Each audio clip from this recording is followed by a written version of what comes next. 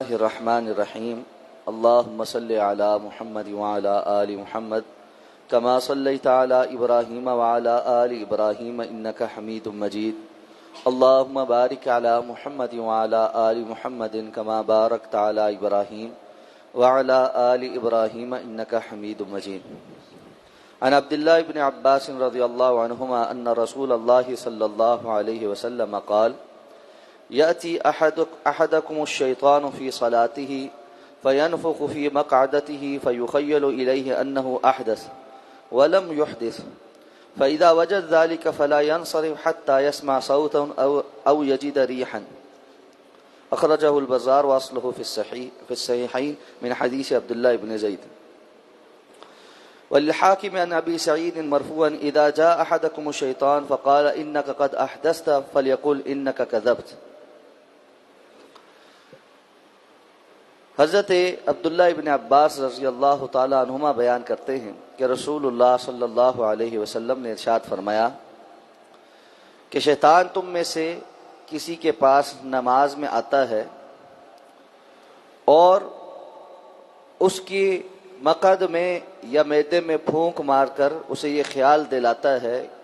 کہ اس کی ہوا خارج ہو گئی، حالانکہ اس کی ہوا خارج نہیں ہوئی ہوتی. تو جب آدمی ایسی کسی بات کو محسوس کرے تو اس وقت تک اپنی نماز نہ توڑے جب تک کہ یا تو آواز نہ سن لے یا بو کو نہ پالے. یہ مسند البزار کی روایت ہے اور اس کی موافق ایک روایت صحیحین میں بھی صحیح سند کے ساتھ موجود ہے. اسی طرح حاکم کے ہاں ایک اور روایت ہے، حضرت ابو سعید فرماتے ہیں کہ جب تم میں سے کسی کے پاس شیطان آئے اور اسے یہ وسوسہ ڈالے کہ تمہاری ہوا خارج ہو گئی ہے تو اسے چاہیے کہ وہ اپنے دل میں کہے کہ تو جھوٹ بول رہا ہے. نواقض وضو سے متعلق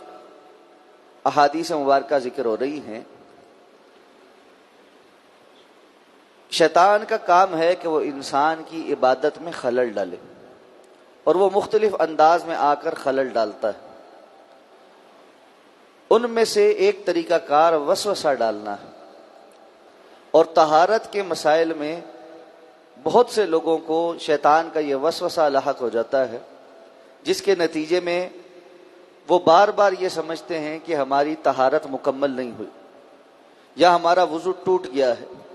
یا سبیلین میں سے شاید کچھ خارج ہو گیا ہے اور اس بنیاد پر اب ہماری نماز درست نہیں ہے، یا ہمارا غسل مکمل نہیں ہوا،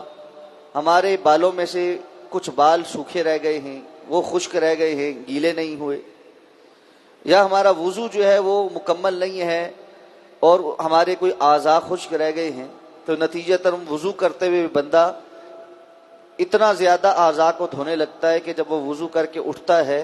تو لگتا ہے کہ شاید نہا کر نکلا ہے، پورا جسم گیلا ہوتا ہے. اور اسی طرح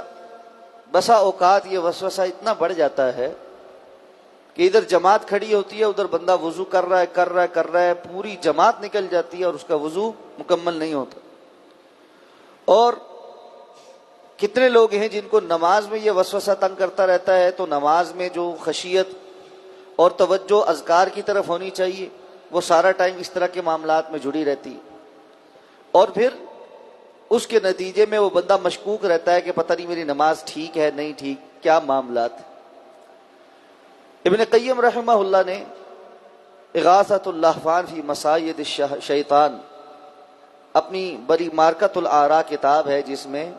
شیطان کس طرح پھندے لگا لگا کر اہل ایمان کو اپنے جال میں پھنساتا ہے، اس میں باقاعدہ اس پر باب باندھا ہے کہ وہ بندہ جس کو طہارت کے معاملات میں وسوسے آنا شروع ہو، اور انہوں نے کہا کہ یہ شیطان کے پھندوں میں سے ایک پھندا ہے جس کے ذریعے سے وہ بندہ مومن کی عبادات کو ضائع کر دیتا ہے. جب یہ بات کی جاتی ہے تو بہت سارے لوگ یہ سوال کرتے ہیں کہ پھر ان وسوسوں کا علاج کیا ہے. دیکھیں، وسوسے کا ایک ہی علاج ہے اور وہ یہ ہے کہ وسوسے کو جھٹکا جائے. چاہے آپ کو ابتدا میں وہ کتنا ہی کیوں باور نہ کرائے کہ نہیں تمہاری نماز خراب ہے، تمہاری نماز درست نہیں، تمہارا وضو نہیں، تمہارا غسل نہیں. جو اللہ کے رسول صلی اللہ علیہ وسلم نے اصول بتایا اس اصول پر آئے. وضو تب ٹوٹے گا جب باقاعدہ طور پر اس کی شہادت موجود ہوگی. اور وضو ٹوٹنے کی شہادت یہ ہے کہ انسان کو ہوا خارج ہونے کی آواز آئے یا اس کی بدبو محسوس ہو. اگر یہ دونوں باتیں نہیں ہیں، صرف گڑگڑ پیٹ میں محسوس ہوئی، اس کی وجہ سے وضو نہیں ٹوٹا، خواہ کتنا ہی اپنے آپ کو محسوس ہو کہ جی نہیں کوئی ہوا خارج ہو گئی. آپ صلی اللہ علیہ وسلم نے فرمایا یہ شیطان ہے جو آ کر انسان کے مقد میں پھونک مارتا اور اس کو یہ باور کرانے کی کوشش کرتا ہے کہ تمہاری ہوا خارج ہو گئی، جبکہ ایسا ہوا نہیں ہوتا. تو آپ صلی اللہ علیہ وسلم نے یہ اصول بتلایا کہ وضو کے ٹوٹنے کے اوپر اگر شاہد موجود ہے تب تو وضو ٹوٹا ہے، اگر نہیں تو پھر وضو نہیں ٹوٹا. اور اگر وہ آ کر پھر وسوسہ ڈالے کہ نہیں ابھی تو تمہاری ہوا خارج ہو گئی تھی، تمہیں شاید آواز نہیں آئی، تمہیں اس طرح نہیں ہوا، تو ابو سعید کہتے ہیں اس کو دل میں اس کو کہنا چاہیے انکا تکذب، تو جھوٹ بول رہا ہے، میرا وضو نہیں ٹوٹا. یعنی اس وسوسے کو جھٹکتے ہوئے باقاعدہ اس کو ڈانٹے اپنے اندر، اور پھر توجہ نماز کی طرف کرے گی اور یہ باور کرے کہ یہ مجھے نماز سے روک رہا ہے اور میری عبادت میں خلل ڈال رہا ہے، مجھے وسوسہ ڈال کر میری نماز کو مشکوک بنانا چاہتا ہے. اگر وضو کے درمیان اس طرح ہو لگ رہا ہے کہ جی نہیں پتہ نہیں کوہنیاں پھر بھی خشک رہ گی، حالانکہ وہاں ہاتھ پھیر چکا ہے، ایک مرتبہ ایسے ہاتھ پھیرے اور اس کے بعد وہ اگر وسوسہ ڈالے تو اس وسوسے کو جھٹکے کہ مجھ سے اللہ نے اتنا ہی طلب کیا ہے کہ میں ایسا وضو کروں، اس کے بعد اس سے اوپر کے جی یہ کوئی قطرہ کہیں سے خشک رہ گیا ہے، یہ وسوسہ اللہ نے مجھے اس کا مکلف نہیں ٹھہرایا. اور یہی معاملہ غسل کا بھی. تو وسوسوں کا اصل یہ ہے کہ انسان ان کا اسیر ہونے کے بجائے ان کو جھٹکے اور ان کو سوچنا بند کر دے. مسئلہ تبھی شروع ہوتا ہے کہ وسوسے والا انسان اس بات کو یعنی جھٹکنے کے قابل نہیں رہتا اور وہ سوچتا ہی رہتا ہے اور مزید. اور کتنے ہی لوگ ہیں اگر طہارت کے معاملات نہیں ہیں تو کچھ اور معاملات میں ان کو اس طرح کے وسوسے. کسی کو یہ لگتا ہے کہ بس مجھے جادو کر دیا گیا ہے، کسی کو لگتا ہے فلاں میرا دشمن ہے، وہ میری جان کے در پہ ہے، کسی کو لگتا ہے کہ فلاں مجھ سے نفرت کرتا ہے. جہاں جو کسی وسوسے میں پھنستا ہے شیطان اس کو اس وسوسے میں ڈال کے رکھتا ہے. تو نتیجہ کیا ہے؟ یہ نفرتیں، یہ بغض، یہ عناد، خواہ دوسرے کو پتہ بھی نہ ہو لیکن وہ دل میں پال کے بیٹھا جی یہ میرا دشمن. تو اس لیے یہ سارے وسوسے ہیں اور وسوسوں کا علاج ان کو جھٹک دینا ہے جب تک